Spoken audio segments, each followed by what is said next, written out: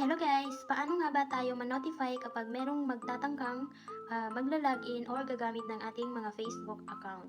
So sa video na ito, ituturo ko sa inyo kung ano yung ating dapat gawin para ma-notify tayo kapag merong magtatangkang mag-login ng ating mga Facebook account.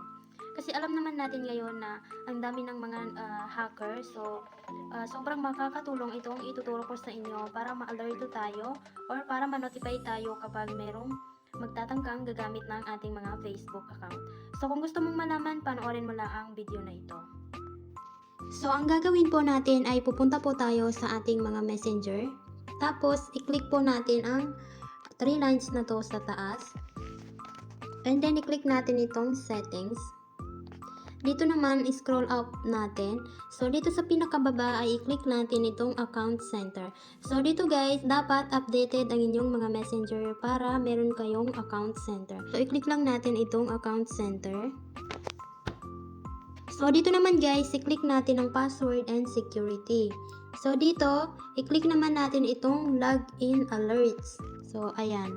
So, dito, makikita natin dito yung ating Facebook account. So, i-click natin yan. So dito guys, kailangan merong naka-on dito. Depende sa inyo kung gusto niyo naman na yung email, kasi meron kasing di tayong maglagay dito ng ngayon kasi guys sa ating mga Facebook ay pwede na tayo maglagay ng ating email account or email address sa ating Facebook para kung sakaling nakalimutan natin yung ating mga password ay pwedeng mag-send si Facebook or si Meta doon sa address na or doon sa email na nilagay natin. So kagaya nito guys, nag-add ako ng aking email. So ayan, so dalawa siya. So kapag meron kayong in-add na email sa inyong mga Facebook account, ay makikita niyo siya dito sa login alert. Meron din siyang dalawang check. So ma-notify ka sa Facebook and then ma-notify ka rin sa iyong email address kapag merong magtatangkang mag-login ng iyong Facebook account.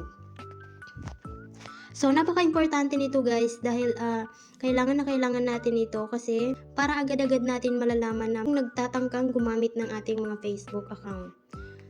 So, ganun lang kadali guys. Sana may natutunan kayo sa video na ito.